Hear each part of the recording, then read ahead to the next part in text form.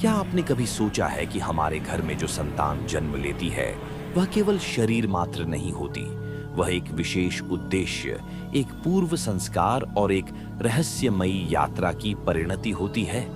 गरुड़ पुराण इस विषय पर गहन प्रकाश डालता है और कहता है कि 4 प्रकार की संतानें इस पृथ्वी पर जन्म लेती हैं और इनमें से कौन हमारे घर आता है यह हमारे ही कर्मों पर आधारित होता है। यह जन्म केवल एक संयोग नहीं है, बल्कि यह देवताओं, पितरों और ब्रह्मांड की अनदेखी व्यवस्थाओं का परिणाम है। यह निर्णय कि कौन आत्मा आपके कुल में जन्म लेगी किसी साधारण निर्णय का परिणाम नहीं होता। यह एक दिव्य योजना है जो हमारे पुण्य और पाप के आधार पर आकार लेती है। गरुड़ पुराण कहता है कि जब आत्मा गर्भ में प्रवेश करती है तब वह अपनी पूर्व जन्म की स्मृतियों, कर्मों और संस्कारों को साथ लेकर आती है। वह आत्मा अपने साथ सिर्फ जीवन नहीं बल्कि हमारे जीवन की दिशा भी साथ लाती है। यह रहस्य अत्यंत गूढ़ है। 4 प्रकार की संतानों में से एक संतान हमारे घर क्यों आती है, यह समझना हमें अपने जीवन, अपने संस्कारों और अपने भाग्य की गहराइयों को जानने का अवसर देता है। प्रिय दर्शकों, आप जो अभी देख और सुन रहे हैं वह केवल किसी धार्मिक ग्रंथ की व्याख्या नहीं है। यह आपके अपने जीवन के गूढ़ रहस्यों का उद्घाटन है। क्या आपने कभी सोचा है कि आपके घर में जन्म लेने वाली संतान किस उद्देश्य से आई है? क्या वह आपके कर्मों का फल है या किसी दिव्य योजना की कड़ी? इस वीडियो श्रृंखला में हम इन रहस्यों को खोलेंगे एक एक कर। इसलिए अंत तक जुड़े रहिए, क्योंकि हर भाग में आप स्वयं को और अधिक गहराई से जान पाएंगे। ये यात्रा सिर्फ जानने की नहीं, आत्म साक्षात्कार की भी है। अब चलिए इस दिव्य रहस्य को और आगे बढ़ाते हैं। गरुड़ पुराण कहता है कि जो संतान हमारे घर जन्म लेती है वह 4 प्रकार की होती है। पुत्र आण से उत्पन्न, पितृयज्ञ से उत्पन्न, तपस्वी आत्मा के कारण उत्पन्न और दैवी योजना से उत्पन्न। इनमें प्रथम प्रकार की संतान, पुत्र आण से उत्पन्न संतान, एक अत्यंत सूक्ष्म और अदृश्य बंधन का परिणाम होती है। गरुड़ पुराण यह रहस्योद्घाटन करता है कि जब किसी प्राणी ने अपने पूर्व जन्म में किसी आत्मा से उपकार लिया हो, किसी का आण लिया हो, तो वह ऋण एक दिव्य अनुबंध में परिवर्तित हो जाता है। यह अनुबंध कालातीत है, न उसे मृत्यु तोड़ सकती है, न जन्म मिटा सकता है। ऐसी आत्माएं जिन्हें जन्म के माध्यम से उस आरण की पूर्ति करनी होती है, वे संतान बनकर उसी कुल में जन्म लेती हैं जहां उन्हें वह अधूरा आण चुकाना होता है। यह कोई सामान्य कर्म बंधन नहीं होता, यह एक आध्यात्मिक वाचा होती है जो जन्मों तक पीछा करती है। इसलिए जब कोई संतान जन्म लेती है और उसके जीवन में अप्रत्याशित कष्ट, संघर्ष या फिर अचानक परिवर्तन होते हैं, तो यह समझना चाहिए कि यह आत्मा किसी अदृश्य आरण को चुका रही है। यह पुत्र आरण केवल सांसारिक धन या सेवा का नहीं होता, कभी यह आरण वचनों का होता है, कभी भावनाओं का और कभी अधूरी प्रार्थनाओं का। गरुड़ पुराण कहता है कि ऐसी संतानें अपने माता पिता की परीक्षा बनकर आती हैं और कई बार उनका जीवन उनके घर के लिए तपस्या बन जाता है। यह गूढ़ ज्ञान यह भी दर्शाता है कि हर संतान हमारे जीवन में आनंद या दुख का कारण नहीं, बल्कि आत्मिक पूर्णता की दिशा में एक निमित्त होती है। पुत्र आरण से उत्पन्न संतानें कई बार अत्यंत बुद्धिमान होती हैं, पर उनका जीवन अंततः आरण मुक्ति के लिए नियत होता है। वे बहुत कम समय के लिए आती हैं, पर उनके आने से जीवन के समीकरण बदल जाते हैं।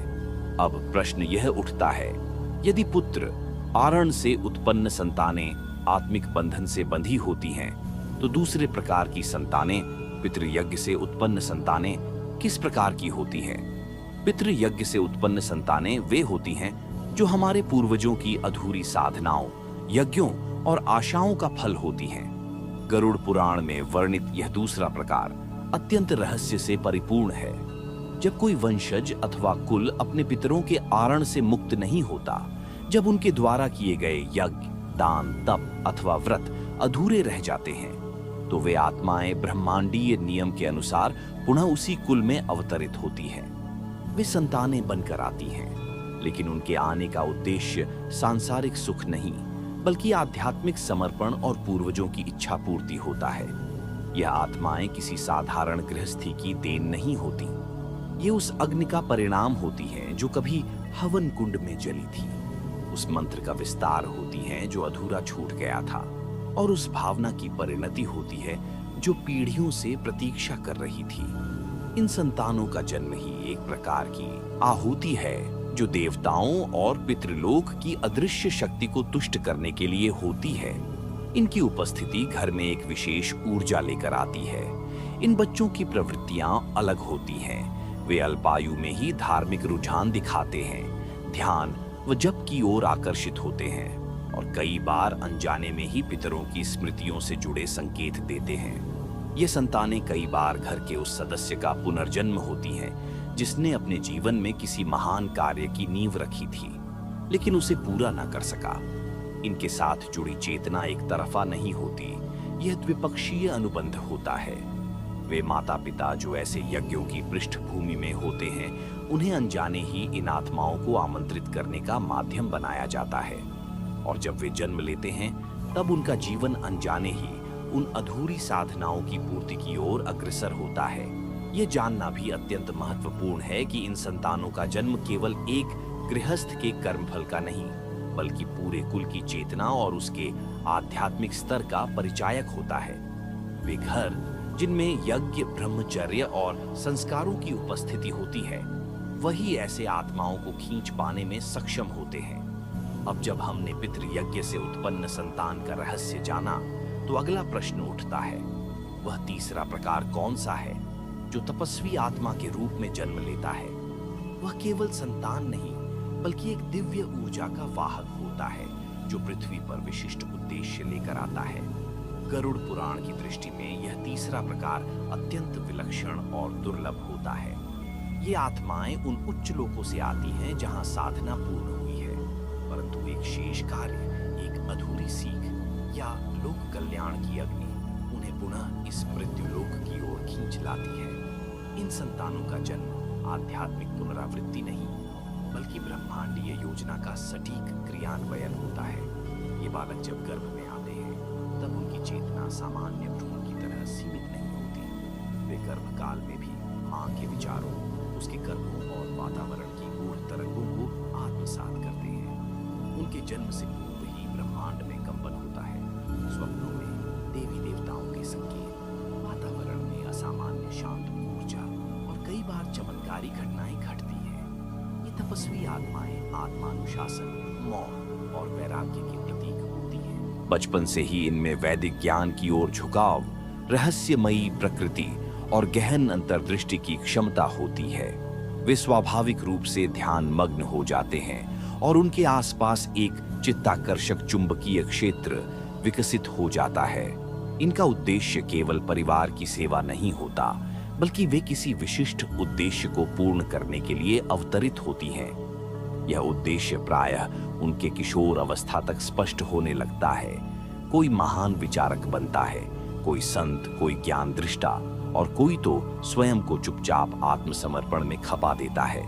इनकी उपस्थिति से घर में गूढ़ परिवर्तन होते हैं। कई बार पितृदोष शांत हो जाता है, कई बार पीढ़ियों से रुका हुआ कोई कार्य सहज संपन्न हो जाता है।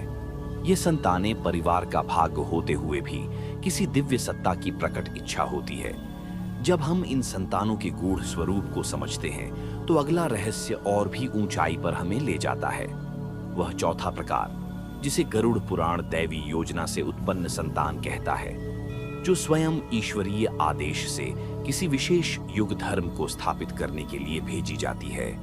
गरुड़ पुराण के इस चौथे प्रकार की संतान साधारण गर्भ से नहीं, बल्कि ब्रह्मांडीय संकल्प से अवतरित होती है। यह आत्मा केवल जन्म नहीं लेती, बल्कि उत्थान के लिए उतरती है। इसका गर्भाधान एक दिव्य संकेतन होता है, कभी तपस्विनी स्त्री की वर्षों पुरानी पुकार का उत्तर, कभी किसी महान आर्षि के श्राप की मुक्ति, तो कभी युगों से थमे धर्म चक्र को फिर से गति देने का माध्यम। इन संतानों का आगमन स्वयं ईश्वर द्वारा निर्देशित होता है। इन्हें देवता, आर्षि अथवा महाशक्तियां निर्देश देती हैं कि किस कुल में, किस युग में, किस कारण से जन्म लेना है। ये आत्माएं कर्म से नहीं, बल्कि संकेत से बंधी होती हैं, और उस संकेत की पूर्ति हेतु वे किसी विशेष स्थान, विशेष समय और विशेष कुल में ही जन्म लेती हैं। इनके जन्म से पहले ही अनेक लक्षण दिखाई देने लगते हैं। रात्रियों में असामान्य प्रकाश, माता को दिव्य स्वप्न या पवित्र स्थलों पर स्वतः होने वाली घटनाएं। कई बार ब्रह्मवेत्ता पहले ही उनके आगमन की घोषणा कर देते हैं, जैसे किसी योगी ने देख लिया हो भविष्य की एक झलक। दैवी योजना से उत्पन्न संतानें महान अवतारी पुरुषों की तरह नहीं होती, किंतु उनमें अवतारी चेतना की एक झलक विद्यमान होती है। वे नीतियों को तोड़ते नहीं, बल्कि उन्हें नवजीवन देते हैं। उनके विचार युग को प्रभावित करते हैं, उनके कर्म काल को मोड़ देते हैं।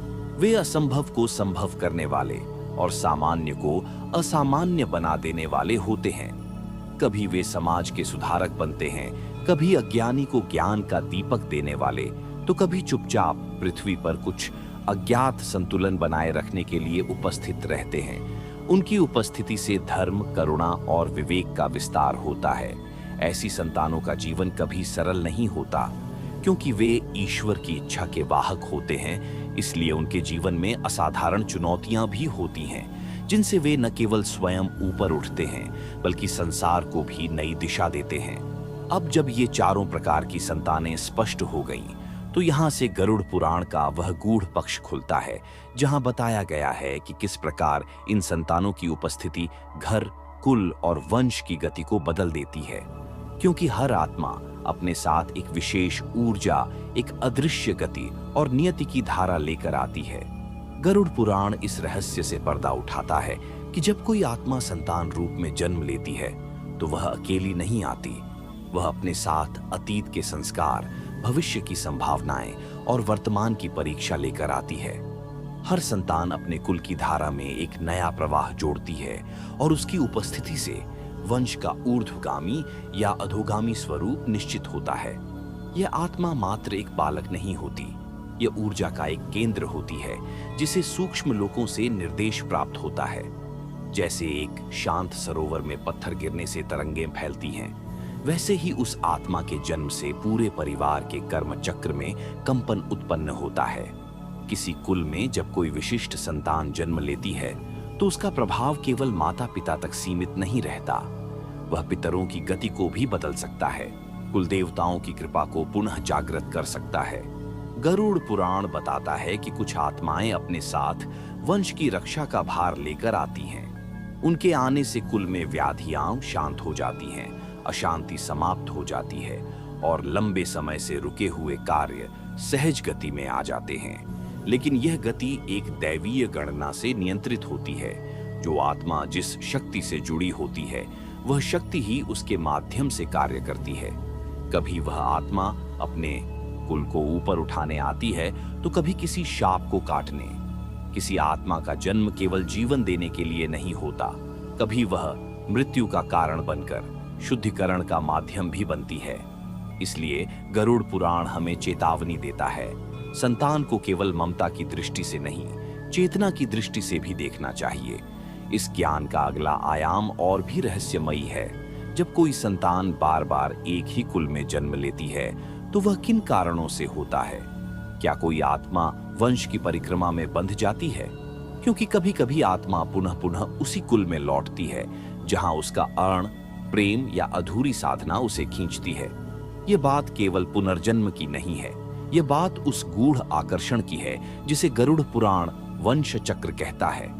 आत्मा जब किसी कुल में जन्म लेकर कोई कार्य अधूरा छोड़ देती है, चाहे वह कोई अधूरी प्रतिज्ञा हो, संकल्प हो या फिर कोई न पूरा हुआ प्रेम, तो वह आत्मा ब्रह्मांड की गूढ़ व्यवस्था के अधीन होकर उसी कुल की परिक्रमा करती रहती है।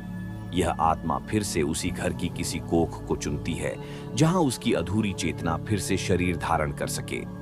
लेकिन इसका कारण केवल अधूरा कर्म नहीं होता। कभी कभी यह आत्मा स्वयं अपने कुल की रक्षा हेतु लौटती है, या उस कुल को अनिष्ट से बचाने के लिए स्वयं को एक बार फिर बांध देती है। ऐसी संतानों की पहचान सरल नहीं होती। वे बचपन से ही घर के हर कोने से परिचित से लगते हैं। उन्हें बिना बताए पूर्वजों की बातें याद आ जाती हैं, या वे ऐसे नामों से जुड़ जाते हैं जो पीढ़ियों से घर में दोहराए नहीं गए थे। कभी कभी वे बाल्यकाल में ही कह उठते हैं, मैं यहाँ पहले भी था, और बड़े बूढ़ों के रोंगटे खड़े हो जाते हैं। ये आत्मा केवल घर लौटती ही नहीं, वह पुरानी स्मृतियों के माध्यम से घर की परीक्षा भी लेती है। यदि घर की ऊर्जा अब शुद्ध नहीं रही या कुल धर्म से विचलित हो चुका है, तो वह आत्मा असहज हो जाती है, बीमार रहती है, चिड़चिड़ी हो जाती है या फिर समय से पहले यह संसार छोड़ देती है। गरुड़ पुराण हमें संकेत करता है कि आत्मा की यह वापसी चेतना की यात्रा का एक चरण है। जब आत्मा बार बार लौटती है तो उसे निबंधित आत्मा कहा जाता है, जो स्वेच्छा से नहीं आवश्यकता से लौटती है। और यही वह बिंदु है जहां से कर्म के रहस्य और वंशगत चेतना एक दूसरे में विलीन होने लगते हैं। अब प्रश्न उठता है, जब आत्मा बार बार लौटती है तो क्या वह अपने पिछले जन्म की चेतना को भी अपने साथ लाती है? क्या उसे वह सब स्मरण रहता है या वह सब कुछ भूलकर फिर से शून्य से शुरू करती है? या भीतर कहीं बहुत गहरे स्तर पर वह चेतना मौन रहकर भी अपनी स्मृति का स्पंदन बनाए रखती है? गरुड़ पुराण का यह आयाम अत्यंत रहस्यमय और सूक्ष्म है।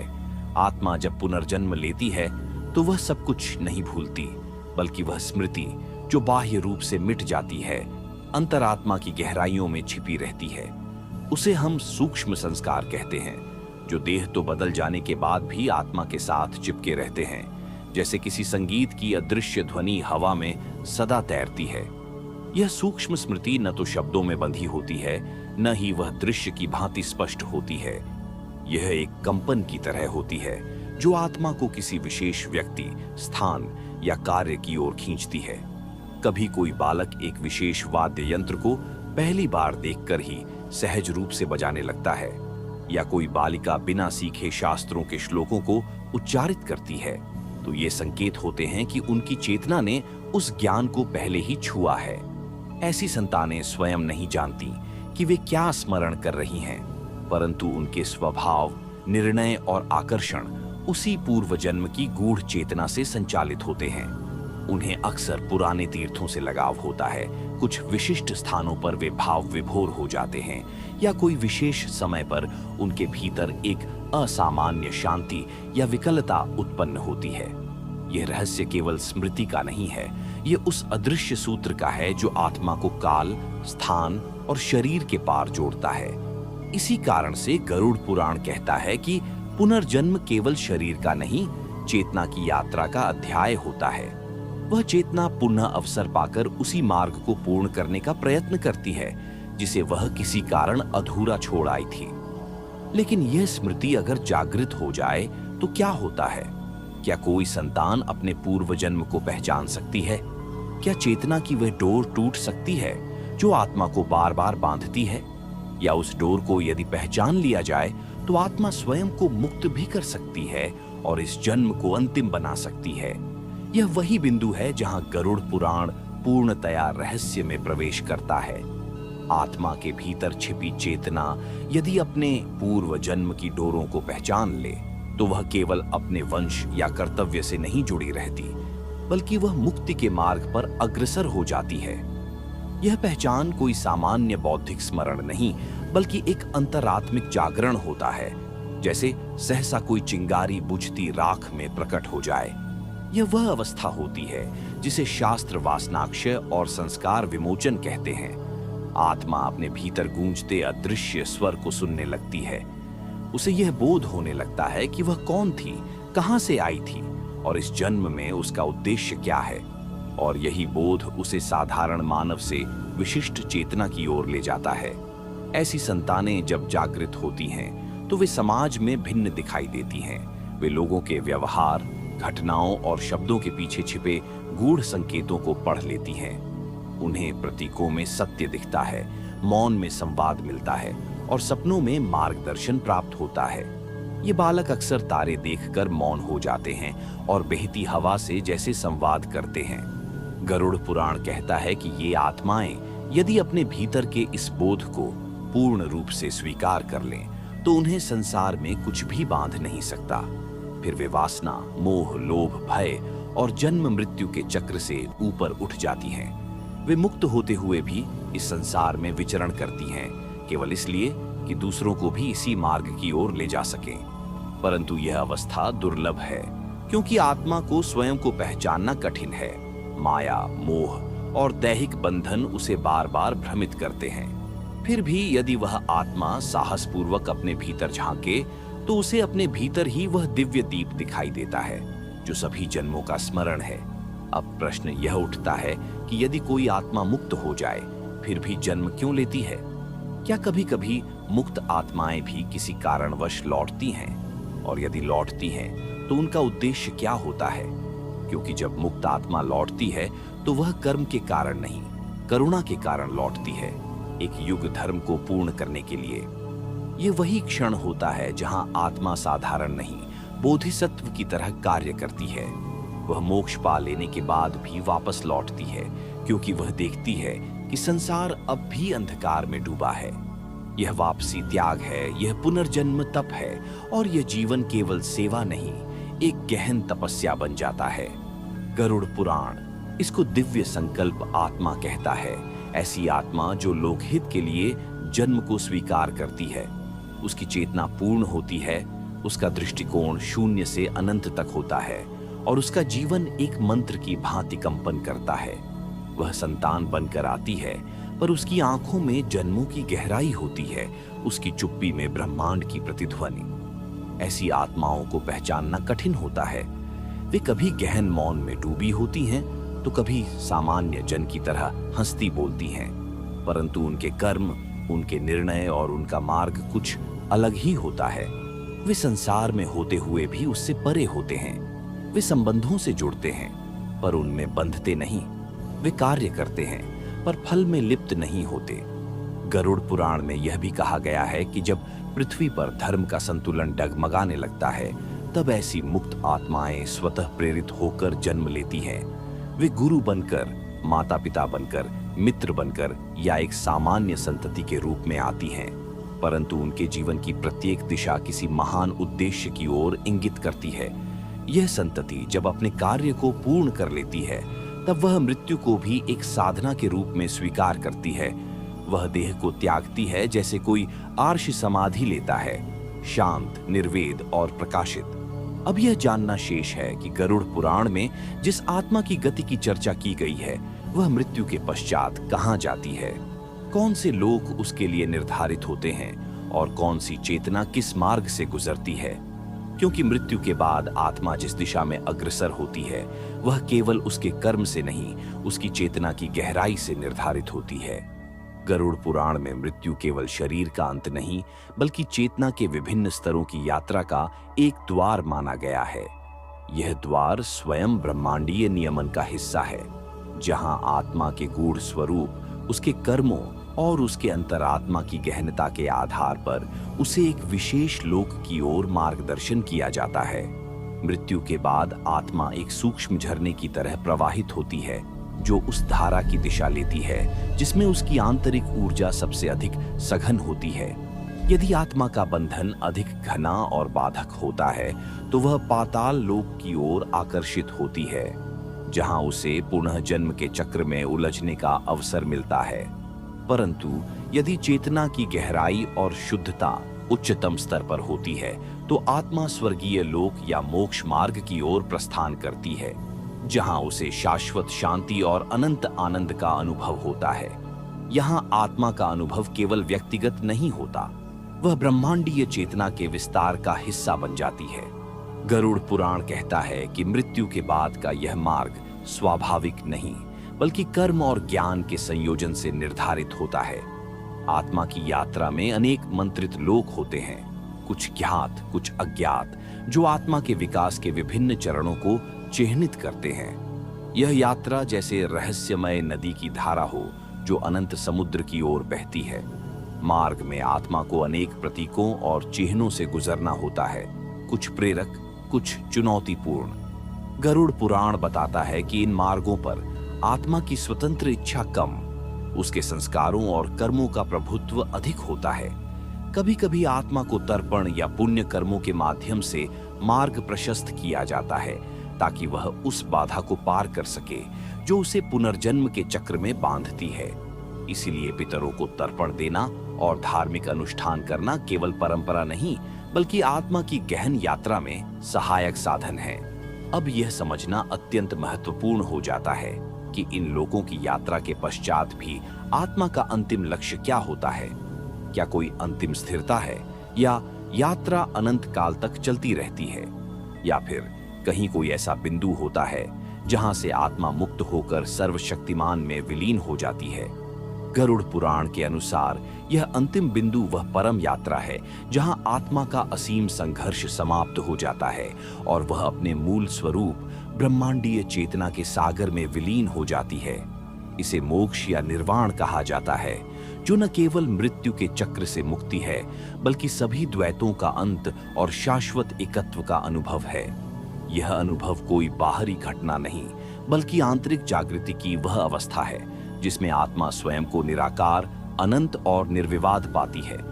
गरुड़ पुराण इस अवस्था को अव्यक्त तत्व कहता है, जहां शब्द, विचार और भावनाएं अपना अस्तित्व खो देती हैं। वहां न कोई जन्म है, न मृत्यु, न संतान, न बंधन, सिर्फ असीम शांति का विस्तार। यहाँ आत्मा का प्रवास रहस्यमयी शून्य में होता है, जो संपूर्ण ब्रह्मांड का मूल है। शून्य जहाँ से सभी जीवों की उत्पत्ति हुई और उसी शून्य में वे सब पुनः मिल जाते हैं। गरुड़ पुराण कहता है कि यही वह रहस्य है जिसे समझना मनुष्य के लिए अत्यंत कठिन है, क्योंकि इस अनुभव को केवल तभी जाना जा सकता है जब स्वयं आत्मा उसमें प्रवेश कर जाए। परंतु यह मोक्ष की प्राप्ति सहज नहीं होती। आत्मा को कई जन्मों के तप, ज्ञान और संकल्प से गुजरना पड़ता है। यह यात्रा जैसे अनंत काल की धूप छांव की गाथा हो, जिसमें आत्मा बार बार उठती और गिरती है, सीखती और भूलती है। यहाँ से एक नया रहस्य उभरता है। क्या गरुड़ पुराण में बताया गया है कि मोक्ष की प्राप्ति के पश्चात भी आत्मा कभी कभी लोकों में प्रकट होती है? यदि हाँ, तो वह क्यों लौटती है? क्या उसकी वापसी का कोई उद्देश्य होता है? क्योंकि कभी कभी मोक्ष प्राप्त आत्मा भी अपनी करुणा के बंधन से प्रेरित होकर संसार में प्रकट होती है, ताकि दूसरों को प्रकाश की ओर मार्गदर्शन कर सके। गरुड़ पुराण की गूढ़ कथाओं में ऐसी आत्माओं का उल्लेख है जो माया के आवरण से मुक्त हो चुकी होती है, फिर भी वे महाकाल के आदेश से इस लोक में आती हैं। ये आत्माएं केवल अपने लिए नहीं, बल्कि संपूर्ण जीवधारी जगत के कल्याण के लिए जन्म लेती हैं। उन्हें हम बोधिसत्व या करुणामय संतान कह सकते हैं, जो निर्वाण की सीमा से परे जाकर संसार में प्रकाश फैलाती है।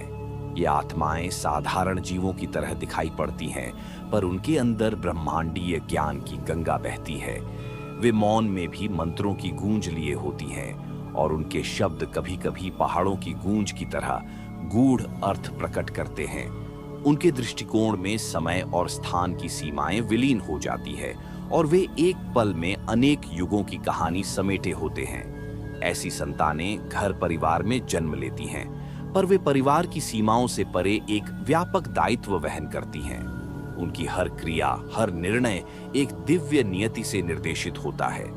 कभी कभी वे चुप्पी से किसी को अपनी आध्यात्मिक यात्रा का रहस्य समझा देती हैं, तो कभी एक साधारण दृष्टि से भी बड़ी पहेलियां खोल देती हैं। गरुड़ पुराण कहता है कि ये आत्माएं संसार के अंधकार में दीपक की तरह जलती हैं। वे स्वयं नहीं जलती, बल्कि अपने भीतर एक अनंत प्रकाश को धारण किए रहती हैं, जो दूसरों के मार्ग को प्रकाशित करती है। उनके जीवन का सार सेवा होता है, सेवा जिसमें स्वयं का अस्तित्व समर्पित हो जाता है। अब प्रश्न यह उठता है कि ऐसी दिव्य संतानें इस संसार में कितनी अवधि तक रहती हैं? क्या उनका जन्म और मृत्यु का चक्र भी सामान्य जीवों जैसा होता है, या वे किसी गूढ़ नियति के अधीन होते हैं? क्योंकि उनके जन्म मरण की गूढ़ता भी ब्रह्मांडीय गति के अनुरूप होती है, जो मानव समझ से परे होती है। गरुड़ पुराण में इस रहस्य को काल चक्र का साक्षात्कार कहा गया है, जहां प्रत्येक आत्मा अपनी निर्धारित अवधि के लिए इस संसार में आती है, परंतु यह अवधि सामान्य समय से भिन्न होती है। वे संतानें जिनका जन्म दिव्य उद्देश्य से होता है, उनके समय की सीमा ब्रह्मांडीय स्वरलिपि के अनुसार होती है। न तो यह बहुत लंबी होती है और न ही बहुत अल्प। यह एक नियत चक्र है जिसमें वे ज्ञान के बीज होती हैं और उसकी परिणति हेतु लौट जाती है। उनका जन्म, जीवन और मृत्यु एक अनाम मंत्र की तरह चलता है, जिसे केवल ब्रह्मांड की अनंत गति समझ सकती है। उनके चरण जैसे पावन धारा के फेन जो क्षणभंगुर होते हुए भी समुद्र को विशुद्ध करते हैं। गरुड़ पुराण कहता है कि ये आत्माएं अपने कर्म और उद्देश्य के अनुरूप ही अपने शरीर को त्यागती हैं, कभी अनपेक्षित समय में, कभी किसी दिव्य संकेत पर। यह जन्म मरण केवल भौतिक सीमाओं का खेल नहीं, बल्कि चेतना के विभिन्न आयामों का अनुष्ठान है। ये दिव्य संतानें अपनी यात्रा के दौरान अनेक आध्यात्मिक द्वार खोलती हैं जो साधारण मनुष्य के लिए बंद रहते हैं। वे उन रहस्यों का उद्घाटन करती हैं जो केवल अध्यात्म के उच्चतम शिखर पर पहुंचे व्यक्ति ही समझ सकता है। इसलिए उनका मार्ग भी सामान्य नहीं होता। वे अनुभव करती हैं उस अदृश्य तल को जहां जीवन और मृत्यु के बीच का अंतर धुंधला पड़ जाता है। वे उस अज्ञात सीमा पर नृत्य करती हैं जहां आत्मा अपनी सीमाओं को पार कर ब्रह्मांड के साथ एकाकार हो जाती है। गरुड़ पुराण के अनुसार यह यात्रा तभी पूर्ण होती है जब वे अपने कार्यों को पूर्ण कर स्वाभाविक रूप से इस लोक से विदा लेती हैं और अपने भीतर की गहन शांति को पुनः उस अनंत स्रोत में विलीन कर देती है जहां से सभी चेतनाएं उत्पन्न होती हैं। अगला सवाल यह उठता है कि इस दिव्य यात्रा के पीछे छुपा क्या संदेश है? क्या गरुड़ पुराण केवल एक ग्रंथ है या यह जीवन के गूढ़ रहस्यों का दर्पण है जो हमें हमारे वास्तविक स्वरूप की ओर ले जाता है? क्योंकि यह केवल ज्ञान का ग्रंथ नहीं, बल्कि आत्मा के रहस्य का उद्घाटन है जो हमें अस्तित्व के अंतिम सत्य से जोड़ता है। गरुड़ पुराण एक साधारण ग्रंथ नहीं, बल्कि वह आध्यात्मिक दर्पण है जो हमें स्वयं के भीतर के अनंत गुफाओं में ले जाता है। यह हमें उस आत्मिक सत्य से अवगत कराता है जो नश्वर जीवन के परे है, जहां समय और स्थान के बंधन टूट जाते हैं। यहाँ पर जीवन की सारी पहेलियां सुलझ जाती हैं और हम पाते हैं अपनी आत्मा की सच्ची पहचान। यह ग्रंथ हमें याद दिलाता है कि हमारी संतान केवल देह का संबंध नहीं, बल्कि एक दिव्य संकल्प है जो हमारे कर्मों, संस्कारों और चेतना के गहनतम तहों से जुड़ा होता है। वह संतान जो गरुड़ पुराण के चिरस्थायी शब्दों में अंकित है, वह माया से परे ब्रह्मांडीय ऊर्जा का प्रवाह है जो हमारे अंदर के अज्ञात को जागृत करता है। जब हम इस ज्ञान की गहराई में उतरते हैं, तब हम समझ पाते हैं कि जीवन एक सतत प्रवाह है, एक धारा जो जन्मों और मृत्यु के चक्रों से ऊपर उठकर आत्मा के शाश्वत स्वभाव तक पहुंचती है। यह वह धारा है जो हमें स्वयं के वास्तविक स्वरूप के समीप ले जाती है, जहां आत्मा का अनुभव होता है अमर और अविनाशी। गरुड़ पुराण हमें यह भी सिखाता है कि इस यात्रा में भय, मोह और अहंकार केवल भ्रम के आवरण हैं। जब हम इन्हें छिपाते हैं, तभी हम सच्चे प्रकाश से दूर रहते हैं। परंतु जब हम इन आवरणों को हटाते हैं, तो हमें अपने भीतर की दिव्यता का साक्षात्कार होता है। एक ऐसा अनुभव जो शब्दों से परे केवल अनुभूति से महसूस किया जा सकता है। इसलिए गरुड़ पुराण का सार यह है कि संतान केवल शरीर का परिणाम नहीं, बल्कि आत्मा का एक गूढ़ संदेश है जो हमें ब्रह्मांड की व्यापकता से जोड़ता है। यह संदेश हमें हमारी आंतरिक यात्रा की ओर प्रेरित करता है, जहां हम अपने अस्तित्व के रहस्यों को समझते हैं और मोक्ष की ओर अग्रसर होते हैं। अब जब यह गूढ़ रहस्य हमारे सामने है, तो क्या हम तैयार हैं अपनी आत्मा के उस असीम प्रकाश को स्वीकार करने के लिए? क्या हम अपने भीतर के अनंत स्वरूप को पहचानकर जीवन को एक नई दृष्टि से देखने के लिए तैयार हैं? यही गरुड़ पुराण का अंतिम संदेश है। जागो, समझो और अपने वास्तविक स्वरूप का अनुभव